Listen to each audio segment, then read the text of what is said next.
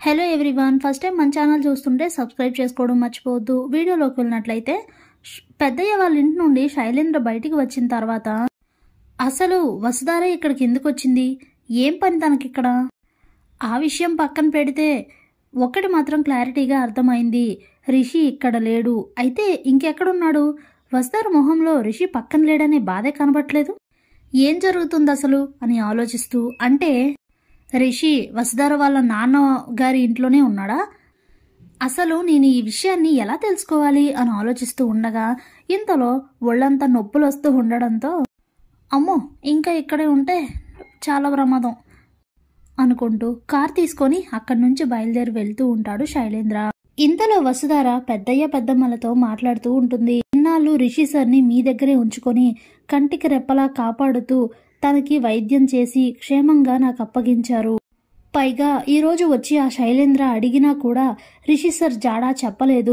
ఏమిచ్చి మీ రుణం తీర్చుకోవాలి పెద్దయ్య అని అడిగితే అప్పుడే పెద్దమ్మ అంత మాట అనకమ్మా, మాకు తోచిందేదో మేం చేశాం అంతే అని అంటే ఇంతలో ముకుల్ అవును రిషి సార్ని ఇక్కడి నుంచి తీసుకువెళ్ళాక మళ్ళీ ఈ చుట్టుపక్కల ఎవరైనా రౌడీలు వచ్చి వెతకడం గానీ ఏదైనా జరిగిందా అని అంటే ఏమో బిడ్డ, మేమైతే ఎవరిని చూడలేదు అని చెప్తారు పెద్దయ్య పెద్దమ్మ ఇద్దరు.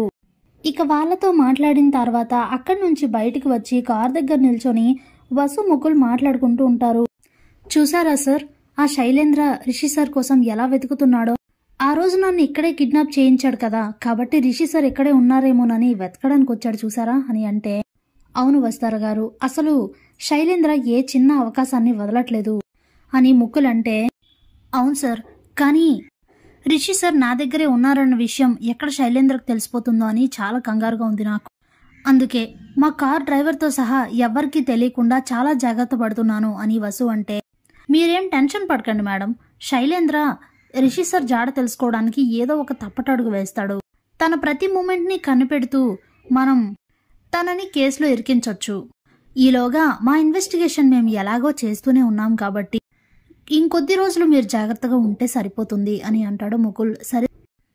సరే సార్, ఇంట్లో రిషి సార్ ఒక్కరే ఉన్నారు, బయలుదేరదామా అని అంటే సరే పదండి అని చెప్పి ఇకిద్దరూ కూడా అక్కడి నుంచి బయలుదేరి వసుని తీసుకొచ్చి చక్రపాణి ఇంటి దగ్గర డ్రాప్ చేసి ముకుల్ అయితే వెళ్ళిపోతాడు. ఇంతలో రాత్రి అవుతుంది. ఒళ్ళంతా నొప్పులతో సరిగ్గా నడవడానికి కూడా లేని పరిస్థితుల్లో శైలేంద్ర అయితే ఇంటికి వస్తాడు. తనను చూసిన దేవయానికి పెద్ద షాకే తగులుతుంది. అప్పుడే శైలేంద్ర దగ్గరకు వచ్చి ఏంటి నాన్న, ఏమైంది, ఎందుకు ఇలా ఉన్నావు, అసలు ఏం జరిగింది నాన్న, ఒళ్ళు నొప్పులు అంటున్నావేంటి అని అడిగితే మోమ్ ప్లీజ్ ఇప్పుడు నన్ను ఏం అడక్కు అని అంటాడు శైలేంద్ర. ఇంతలో ధరణి వచ్చి ఎవరో చితగొట్టినట్టు ఉన్నారు అని అంటుంది. స్టన్ అవుతాడు శైలేంద్ర. అప్పుడే దేవయాని ఏయ్ ఏం మాట్లాడుతున్నావు, నా కొడుకుని చితగొట్టడం ఏంటి అని అంటే పరిస్థితి చూస్తుంటే అలాగే ఉంది కదా అత్తయ్య, లేదంటే పొద్దున్న అంత యాక్టివ్గా బయటికి వెళ్ళిన మనిషి ఇప్పుడెందుకు ఇలా ఒళ్ళు నొప్పులు వేసుకొని వస్తారు, చూస్తుంటే ఎవరో బాగా చితక్కొట్టినట్టుగానే ఉంది. సర్లే అయినా నాకెందుకు, అడిగితే చెప్తారా ఏంటి అంటూ ధరణి అక్కడి నుంచి వెళ్ళిపోతుంది. అప్పుడే శైలేంద్ర వచ్చే ఈ ఒళ్ళు నొప్పుల కంటే ధరణి మాట్లాడే మాటలకే చచ్చిపోవాలనిపిస్తుంది మోమ్ నాకు అని అంటాడు. అప్పుడే దేవయాని నాన్న ఇదంతా పక్కన పెట్టి అసలు ఏం జరిగిందో చెప్పు అని అంటే మోమ్ ఇప్పుడు నేనేం చెప్పలేను, అన్ని విషయాలు తర్వాత మాట్లాడుకుందాం, ముందు నువ్వు ఇక్కడి నుంచి వెళ్ళు అని అంటాడు. ఇక శైలేంద్రని ఇబ్బంది పెట్టడం ఇష్టం లేక దేవయాని అక్కడి నుంచి వెళ్ళిపోతుంది. అప్పుడే శైలేంద్ర అసలు రిషి ఎక్కడ ఉండుంటాడు అని ఆలోచిస్తూ ఎందుకైనా బెటర్లే ఓ రాయేసి చూద్దాం అని చెప్పి రౌడీలకు కాల్ చేసి చక్రపాణి ఇంటి అడ్రస్ ఇచ్చి ప్లాన్ మొత్తం చెప్పేస్తాడు శైలేంద్ర. ఇదిలా ఉండగా చక్రపాణి ఇంట్లో అందరూ కూడా భోజనం చేసి నిద్రపోతూ ఉంటారు. ఇంతలో అర్ధరాత్రి అవుతుంది. అప్పుడే శైలేంద్ర పురమాయించిన రౌడీలు చక్రపాణి ఇంటి దగ్గరకు వచ్చి ఇక గేట్ తీస్తే సౌండ్ వస్తుందని గోడ దూకి మరీ జాగ్రత్తగా లోపలికి వస్తూ ఉంటారు. ఇక రౌడీలు ముగ్గురు మాట్లాడుకుంటూ ఉంటారు. ఈ రిషి గనక ఇక్కడే ఉండుంటే ఈ రోజుతో ఇక వాడి పని అయిపోయినట్టే, వాడిని చంపే మనం ఇక్కడి నుంచి వెళ్ళాలి అని మాట్లాడుకుంటూ ఉంటారు.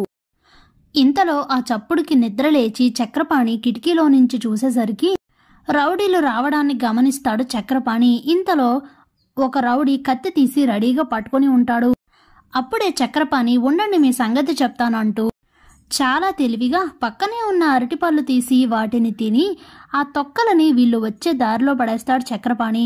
ఇంతలో రౌడీలు సరేలే మాట్లాడుకున్నది చాలు గాని పదండి ముందు వెళ్ళి వచ్చిన పని చూద్దాం అని ముందుకి 3 అడుగులు వేసేసరికి ఆ తొక్కలపై కాలు వేసి జారి కింద పడతారు ఇద్దరు.